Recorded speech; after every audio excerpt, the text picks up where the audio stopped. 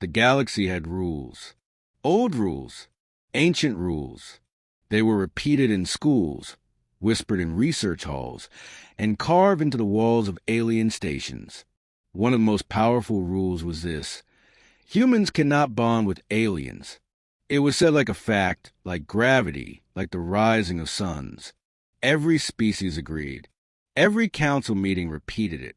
No one questioned it. Why? Because humans were too different. Their hearts beat too fast.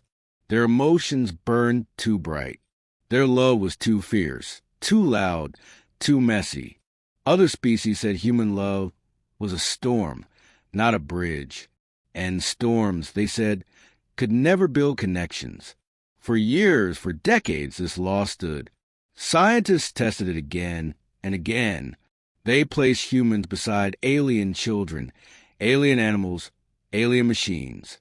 Nothing lasted. The aliens pulled away. The humans tried too hard. And in the end, the rule was written in stone. Humans cannot bond with aliens. But rules are made to be broken. The story begins not on Earth, but far from it. A rescue ship drifted across the edge of an abandoned star system.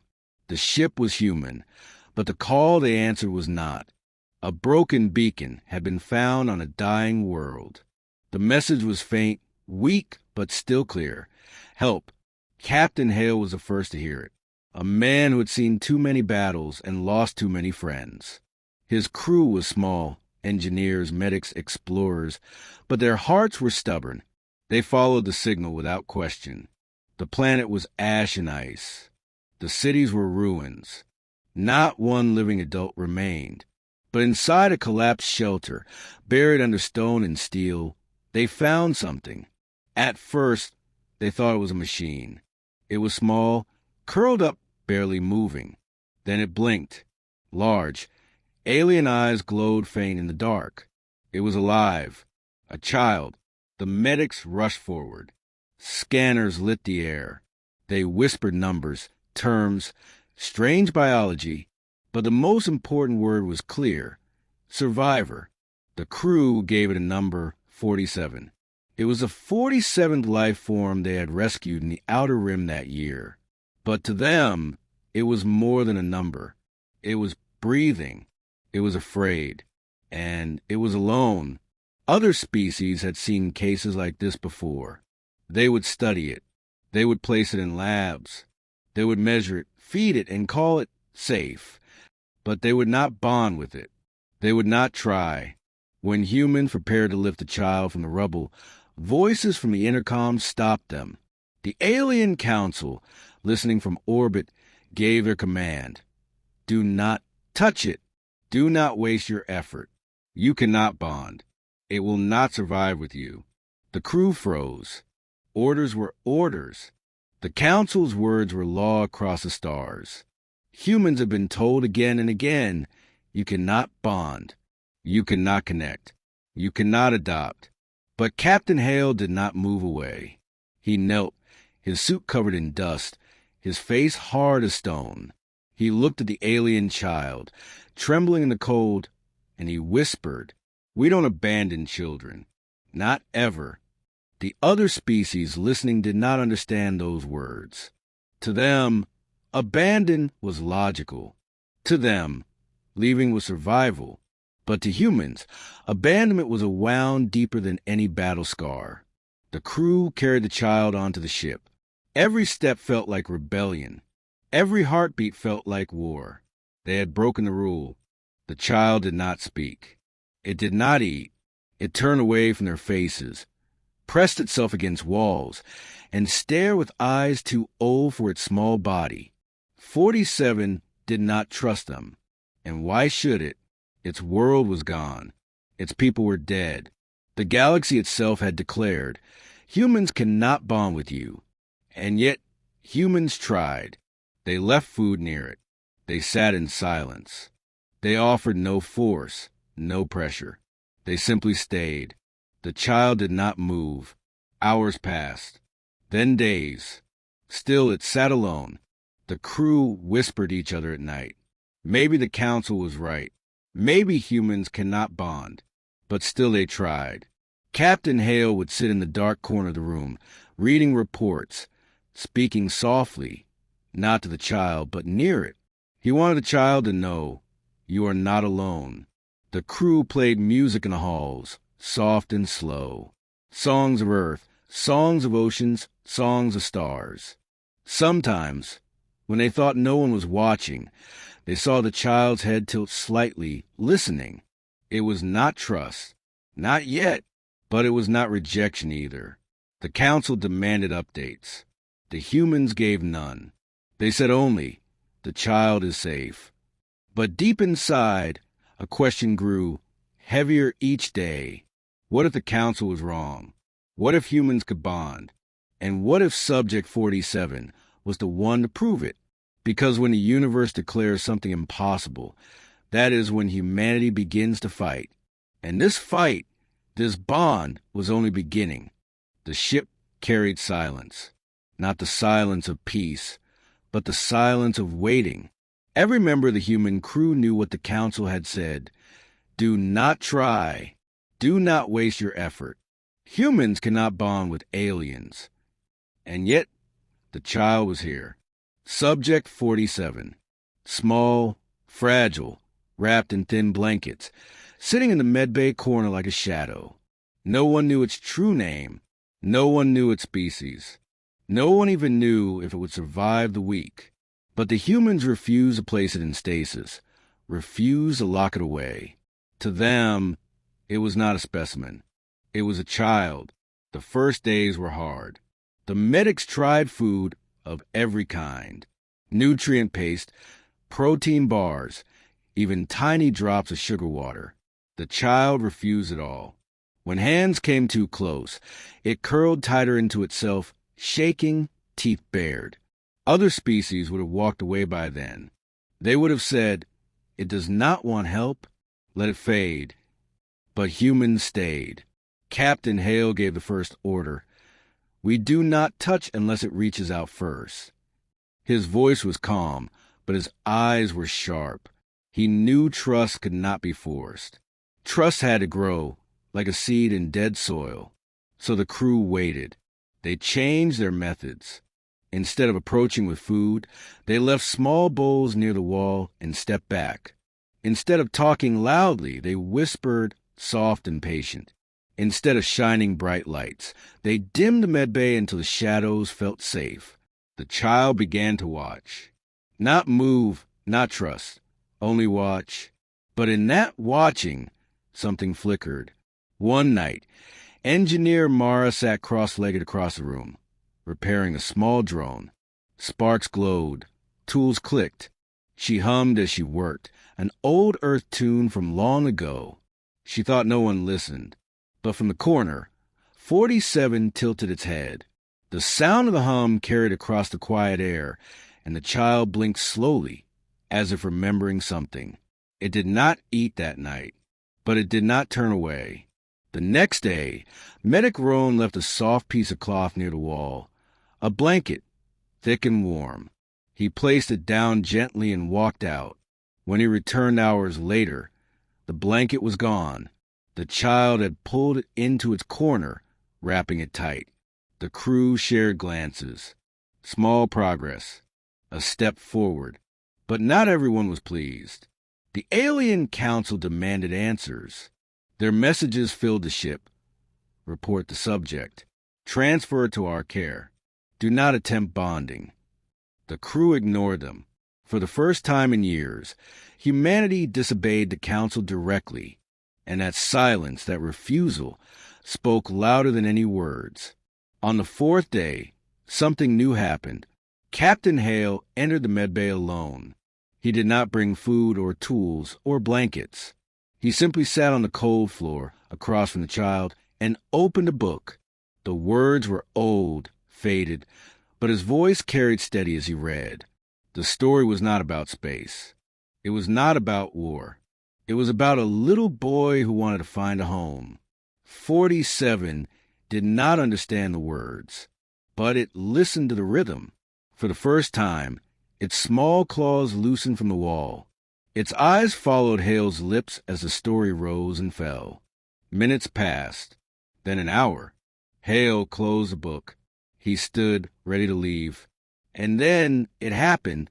The child's hand, trembling, small, almost invisible, reached toward him. Not far, not enough to touch, but far enough to show the truth. It wanted him to stay. Hale froze. His heart pounded. He did not move closer, did not break the fragile line of trust. He only nodded and whispered, "I'll stay as long as you need." That night, the crew spoke in hushed tones. Engineer Morrow whispered, "It reached out, didn't it?"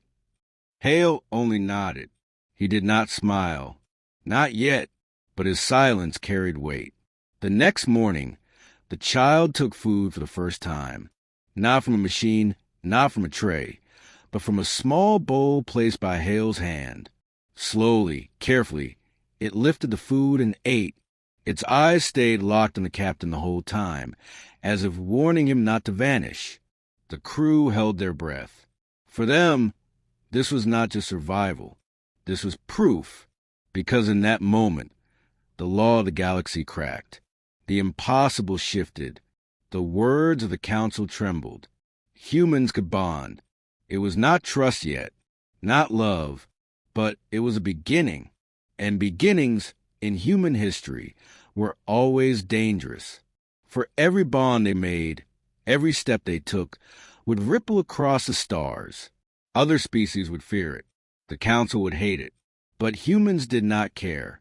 All they saw was a child, alone in the dark, finally reaching out a hand. And to them, there was no greater law, no deeper truth than this.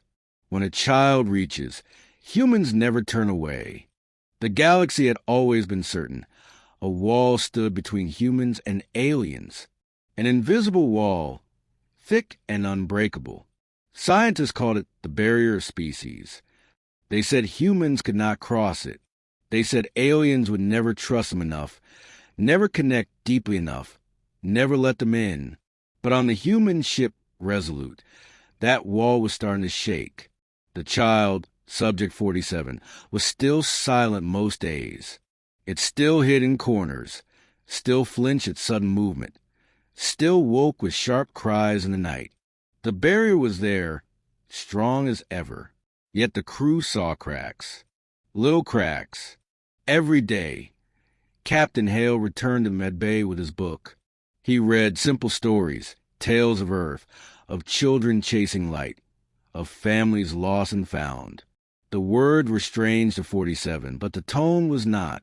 It was steady calm, like a safe rhythm in the chaos. And though the child never spoke, its eyes followed Hale more closely now. The crew noticed small changes.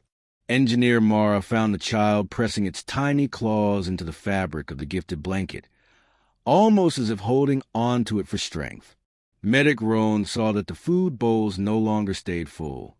The child ate at night when no one was watching. Progress, but fragile. The council grew angry. Their messages were sharp, cold. Do not mistake survival for bonding. Do not lie to yourselves. The barrier will remain. Transfer the subject to our labs. The humans ignored them. They had begun to see something the council never had. Patience worked where force failed. Still, Hale knew the barrier was real. He saw it each time the child pulled away when hands moved too close. He felt it when his presence made it tremble, even as it refused to look away. The wall was there. And then, one night, the wall cracked wider. The ship was quiet. The crew rested. But Hale could not sleep. He walked to medbay, as he often did, and found 47 awake. Its eyes glowed faint in the low light, fixed on him. For a long time, neither moved. Then, slowly, Hale sat on the floor again, cross-legged, book in hand. He did not read aloud this time. He only placed the book on the floor between them, pages open, pictures visible. 47 blinked. It tilted its head. The alien child inched forward, slow, careful, like stepping onto thin ice. It stopped just short of the book. Then, with one shaking claw, it touched the page. The barrier trembled. Hale did not move. His voice was low, almost a whisper. "That's right. It's safe." The child's claw traced the image of a boy chasing a kite. It did not understand the picture, but it understood Hale's calm. And for the first time, it did not retreat. The next day, the crew gathered. Mara brought one of her repair drones, a tiny machine shaped like a sphere with blinking lights. She set it on the floor, far from the child, and activated it. The drone rolled, chirped, and blinked. Its lights danced across the walls. 47's eyes widened. It leaned forward. The crew held their breath. The child extended a claw and tapped the drone. The machine chirped. The child flinched, then tapped it again. And again, a sound escaped its mouth. Not words, not laughter, but something close. The crew exchanged stunned looks. It was the first sound the child had made that was not fear. But the berry was not gone. Not yet. Later that evening, Medic Roan reached too quickly with a fresh bowl of food. The child hissed, pressed against the wall, eyes wide with terror. The moment shattered. Roan cursed softly under his breath. Hale shook his head. "Not force," he reminded. "Never force." They stepped back. They gave space. They waited. Hours passed before the child touched the food again. The barrier still stood, tall and stubborn. Trust was not a gift given in a day. But the humans were stubborn too. Days stretched into weeks. Every small victory was guarded carefully. Every setback was met with patience. The child began to mimic tiny actions, tilting its head when Hale did, pressing claws to lips when Mara smiled, scratching patterns on the wall when Roan scribbled notes. Copying, learning, watching. The council demanded proof. Hale sent one image, the child, clutching its blanket, sitting not in the corner, but in the center of the medbay floor. The council's reply was sharp. It sits in the middle because you command it, not because it trusts you. The barrier remains. Do not deceive yourselves. But Hale did not see deception. He saw choice. Because every time he entered the room, the child's eyes searched for him. Every time he left, the child's claws clutched tighter to its blanket, as if afraid the sound of his boots would fade forever. The barrier was real, but so were the cracks. And humanity had a long history of breaking walls that were said to last forever. The crew knew it. The child felt it. The council feared it. One night, when the ship drifted silent through the stars, Hale whispered words a galaxy would one day remember. The barrier is not made of blood. It is made of fear, and fear can be broken. The child blinked. Its small hand lifted, hesitated, and then touched the floor between them. Closer than ever before, the wall was falling, and soon the galaxy would hear it crash. The galaxy had written humans off. Every report, every study, every law carried the same cold truth. Humans cannot bond with aliens. But aboard the Resolute, that truth was burning away. Subject 47 was changing. Slowly, carefully, quietly. The crew noticed it first in the small things. The child no longer sat pressed against the wall. It sat on the floor instead, closer to the center of the room. Not close enough to touch, but close enough to watch. Then came the second sign. It copied them. When Engineer Mara tapped her tools on the floor, 47 tapped its claws in the same rhythm. When Medic Roan yawned after long hours, the child tried to copy the sound, a low, strange growl that made the crew laugh softly. When Captain Hale ran a hand down his face in exhaustion, 47 dragged its claws lightly across its own cheek, as if echoing him. Mimicry, not random, not forced, chosen. And one evening, when Hale read aloud from his book, the child made a sound. Not words, not clear, but a soft hum, the same tone as the rhythm of his reading voice. The crew froze. For them, it was not noise. It was answer. That night, Mara whispered, "It's not just surviving anymore. It's connecting."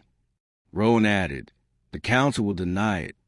Hale said nothing, but his silence carried a weight heavier than words. Days passed. The child grew bolder. It no longer waited until the humans left the room to eat. It took food when Hale placed it nearby. It pulled the blanket tighter when Mara entered, almost as if asking her to sit. It followed Rowan's footsteps with its eyes when he paced the room. Each act was small, but to the humans it was thunder, because every choice 47 made pushed against the law of the galaxy. The Council's warnings grew sharper. The barrier is real. Do not mistake imitation for bonding. Transfer the subject. You are delaying the inevitable. But the crew no longer listened. The moment came on the 12th day. The ship hit turbulence, an asteroid belt unmarked on the charts. The Resolute shook. Alarms blared. Supplies crashed to the floor. The crew ran to their stations. In the med bay, 47 screamed. Not in silence. Not in whispers. A full scream, sharp and wild, filling the halls. Its small body curled into itself, claws digging into the blanket. Hale rushed in. He knelt beside it, though he dared not touch. "You're safe," he said firmly, his voice steady even as the ship shook. "We'll get through it." The child's eyes locked on his. The scream faltered. Its body shook, but it listened. Outside, Mara's voice shouted through comms. "Engines steady. Shields holding." The ship trembled again. The child whimpered. Hale placed his hand on the floor between them. Open and still, not reaching, not forcing, simply there, slowly, painfully. 47 stretched out a shaking claw. Inch by inch, it lowered onto Hale's palm. The barrier shattered. The contact was light, fragile, but real. The crew who entered the room froze in silence. No one dared speak. They watched as the alien child pressed closer, its small claw curling into Hale's hand as if anchoring itself against the storm. For the first time, it trusted. For the first time, it chose. When the asteroid belt cleared, the ship steadied. The alarms fell silent. But in that room, everything had changed. Hale lifted his eyes to the others. His voice was quiet, but final. It bonded. The word carried like fire. From that day, 47 stayed closer. It followed Hale's boots through the med bay. It reached for Mara's tools, tapping them gently to mimic her work. It tugged at Roan's sleeve, pulling him back when he walked too far. The child began to hum more often, soft sound that matched the rhythm of human voices. It was not speech, not yet, but it was connection. And the crew gave it something new. A name, not Subject 47, not a number, not a label. Mara suggested it first. "We can't keep calling it that. Names mean belonging." They chose together. The child did not understand at first.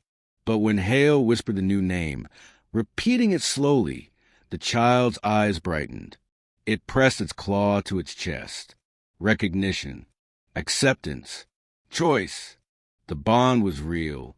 But outside their ship, the galaxy raged. The Council sent threats now, not requests. "You are breaking law.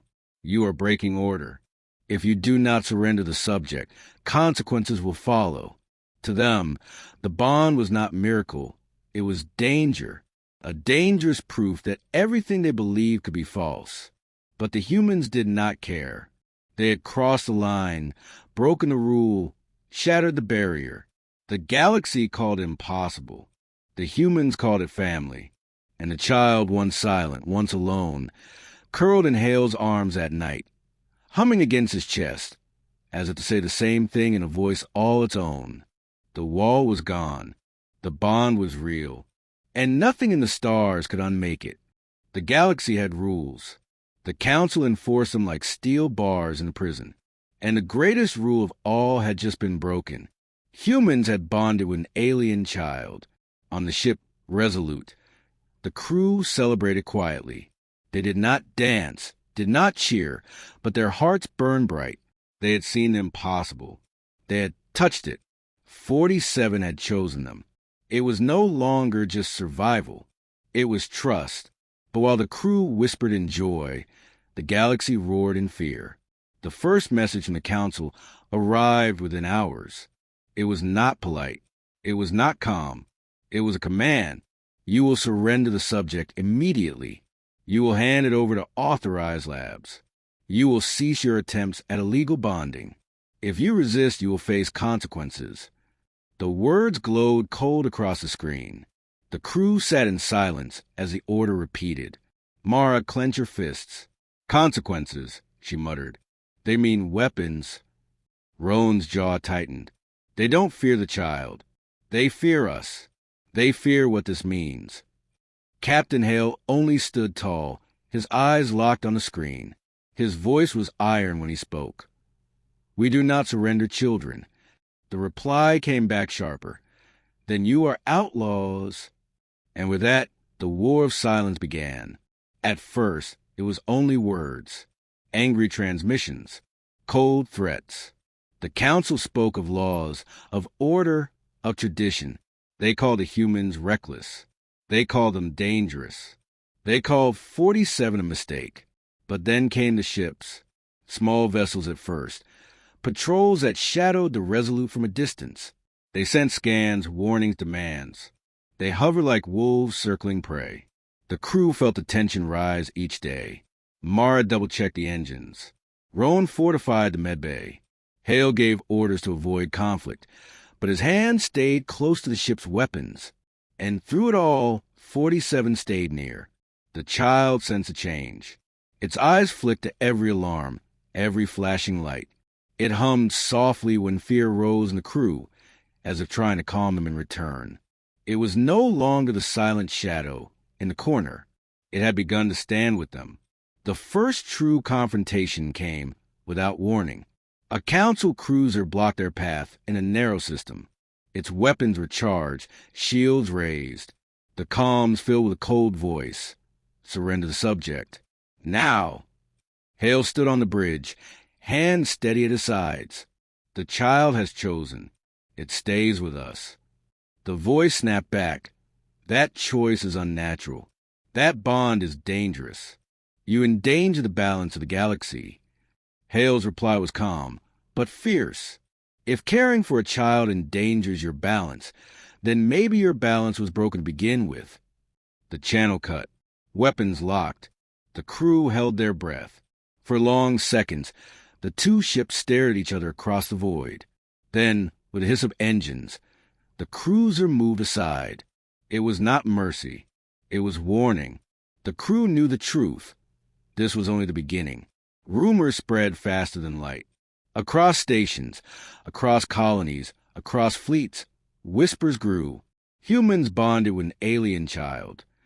The impossible has happened. If they can do it once, they can do it again.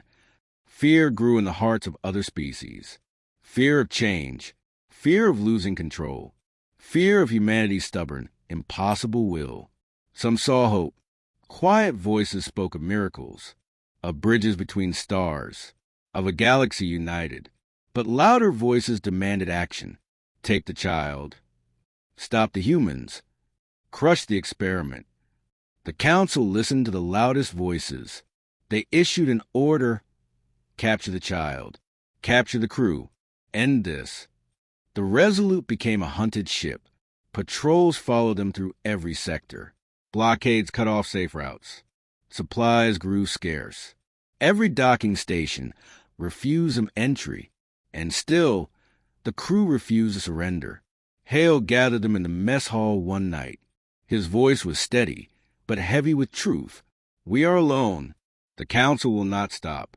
They will chase us until we break. If any of you want to leave, I will find a way. No one moved.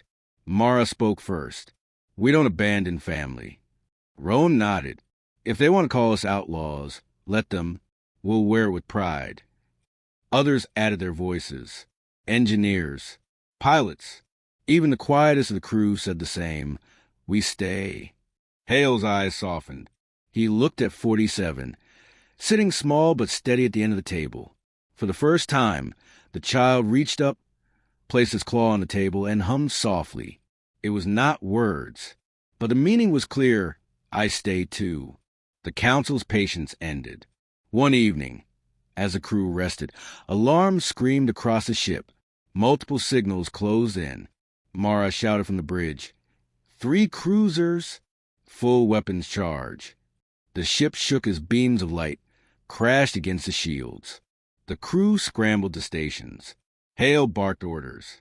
Roan rushed to protect the medbay. 47 clung to the wall, wide-eyed, trembling, but not hiding. It hummed louder, a strange, broken sound, as if trying to fight the fear. The battle began.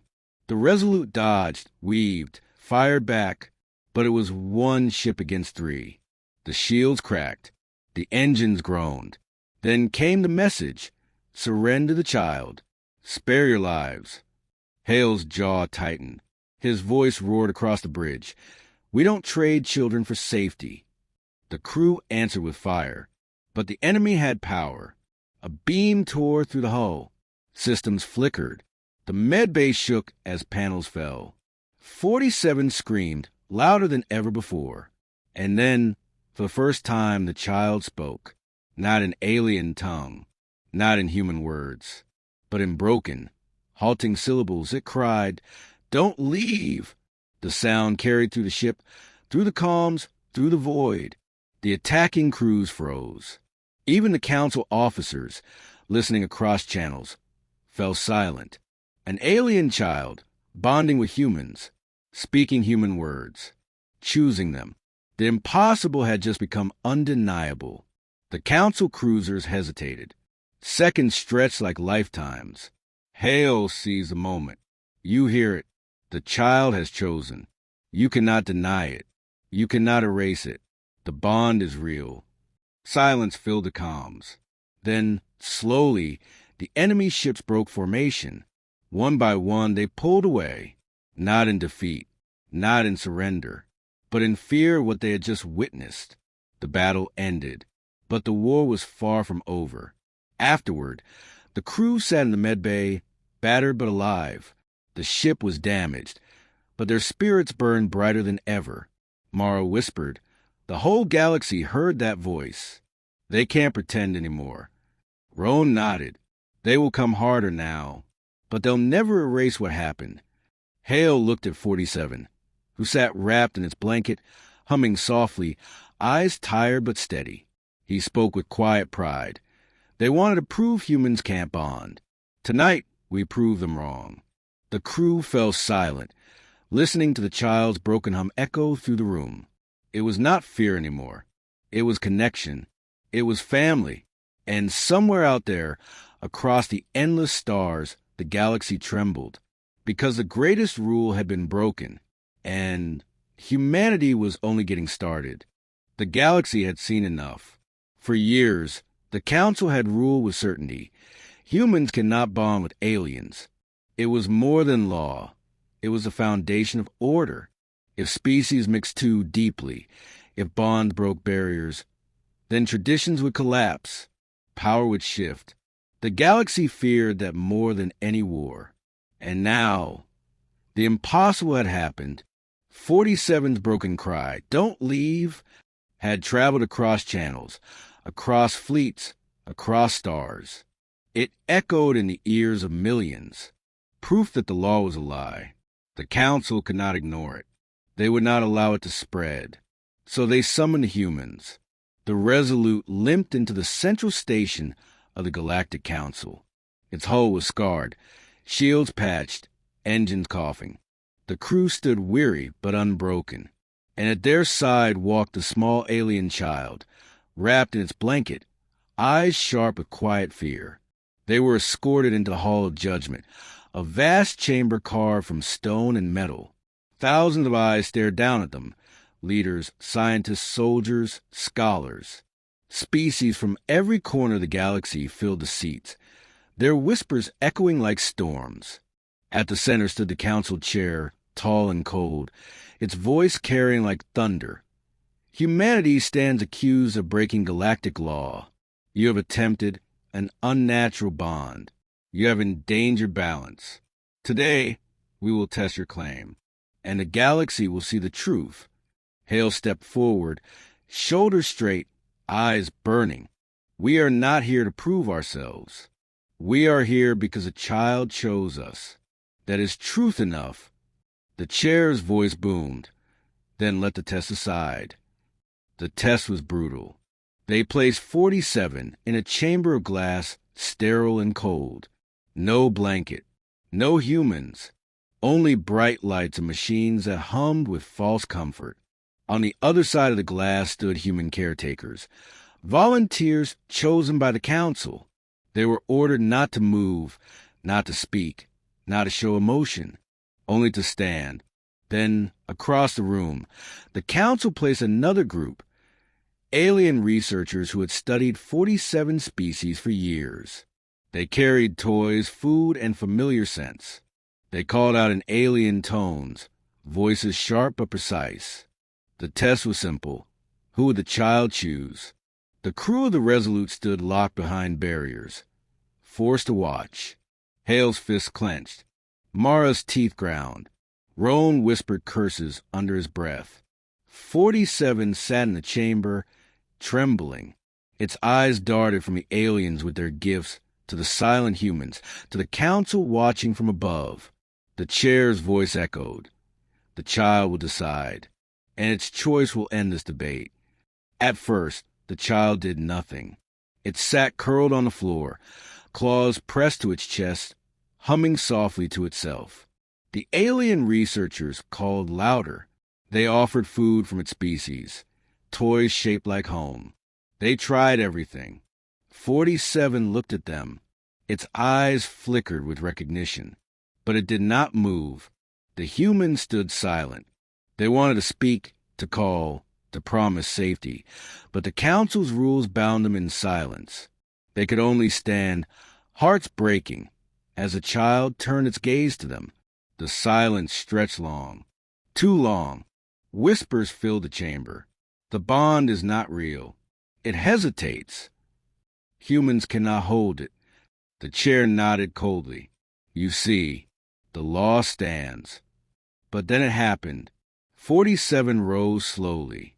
Its claws shook. Its eyes brimmed with fear. Step by step, it moved across the chamber floor. The aliens held out food. The humans stood still.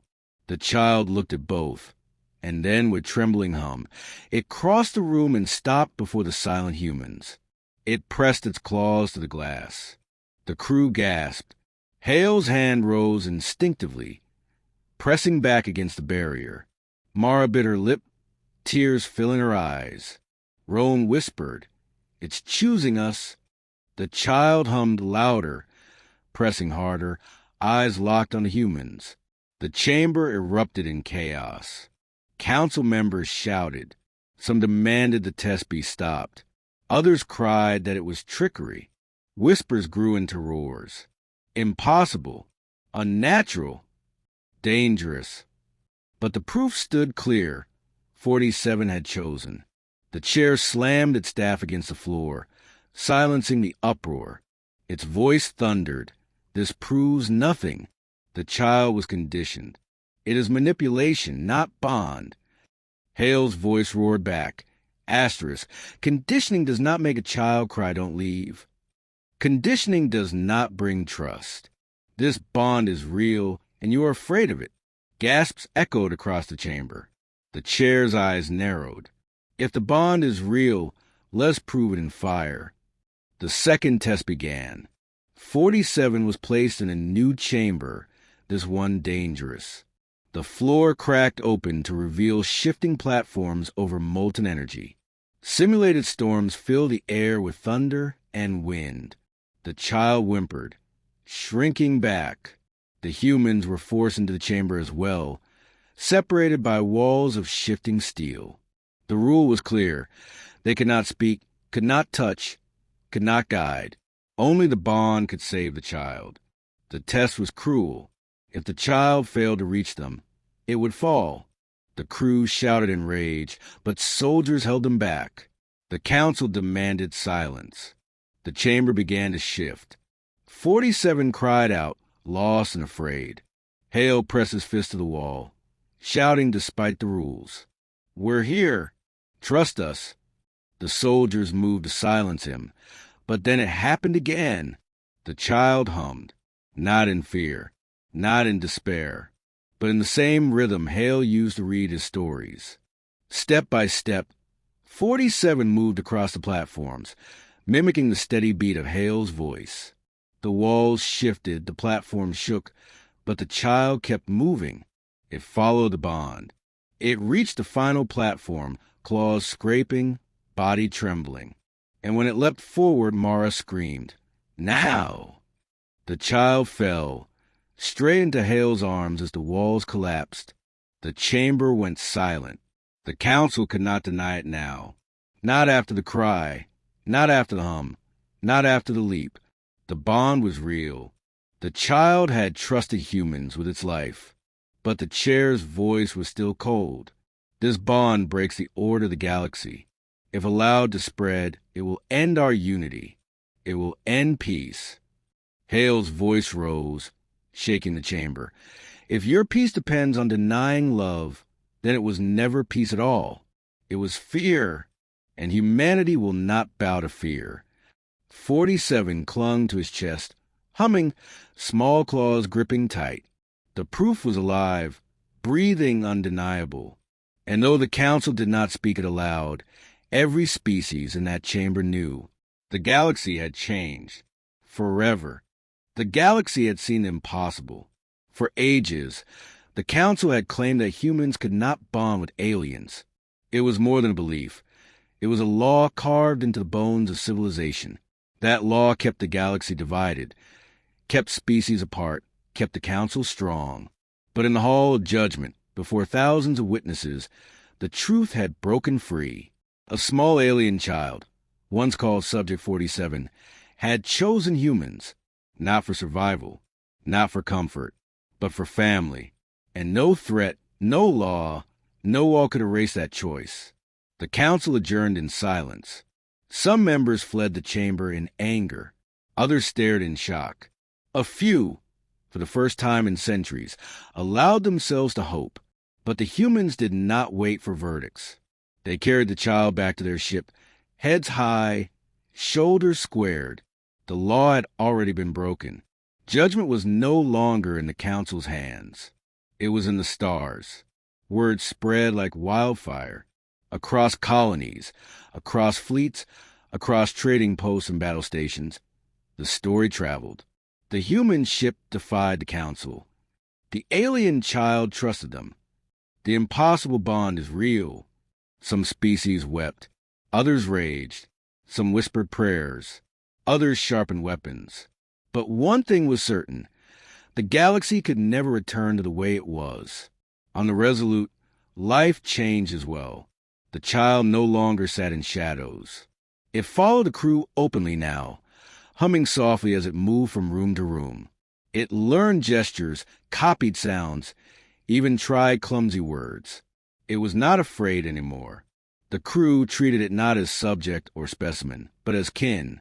They gave it chores, small tasks like carrying tools or pressing buttons. They laughed when it got them wrong. They cheered when it got them right. Mara even built a small drone shaped like a toy animal. The child loved it, chasing its blinking lights through the halls. And one evening, as the crew sat in the mess hall, the child did something none expected. It stood before them, placed its claws on the table, and spoke a single word, broken, clumsy, but clear. "Family." The ship went silent. Then Mara covered her mouth, tears falling. Roan gripped the table, eyes shining. Hale bowed his head, his voice a whisper. "Yes, family." The word spread through the ship like fire. Family. The bond was not science. It was not law. It was not theory. It was simple, powerful truth. But outside, storms gathered. The council split into factions. Some demanded war against humanity, fearing the collapse of order. Others argued for caution, warning that open conflict would only spread sympathy for the humans' cause. And in the shadows, voices rose among ordinary citizens. A Keshri mother whispered, "If humans can bond with them, maybe they can bond with us too." A Saran soldier muttered, "If they can love across species, maybe the council has lied about other things as well." A Torite child asked, "If humans can be family, why can't we?" Hope and fear fought across the stars. The next trial came not in the council chamber, but in the open sky. A convoy of refugees from a war-torn world sent a distress call. Their ships were broken, their supplies gone. The council debated aid, but aid was slow, always slow. The humans did not wait. The Resolute went alone.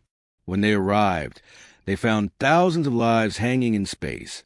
Different species, none human. They were sick, starving, afraid. The council's rule said bonds between species could never be trusted. But Hale gave the only order he knew. Open the doors. Let them in. The crew worked day and night, sharing food, medicine, space. 47 moved among the refugees, humming to the children, pressing claws gently into shaking hands. And something happened that no one expected. The refugees followed its lead. They began to hum too, different voices, different tones, but the same rhythm. Humans and aliens, strangers and survivors, humming together in the same ship. It was more than sound. It was connection. When the convoy finally reached safety, stories exploded across the stars. Humans saved us. The child sings, and we sing too. The bond spreads. The council tried to silence it, but the truth was louder. Months passed. Battles flared at the edges of human space. Fleets confronted fleets.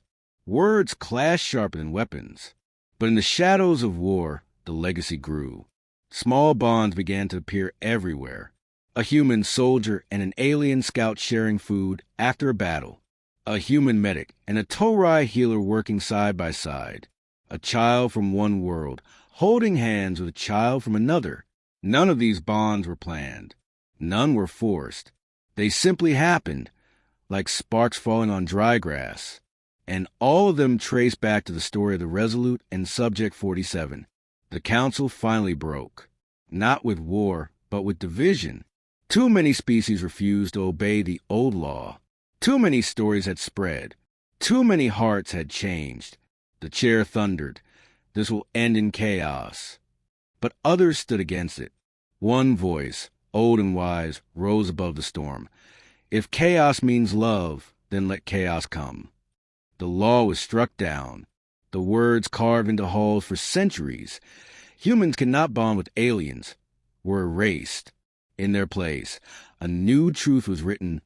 Connection is choice, and choice belongs to every being. Years later, the galaxy told the story not as rumor, but as legend. Children learned it in schools. Refugees carried it in songs.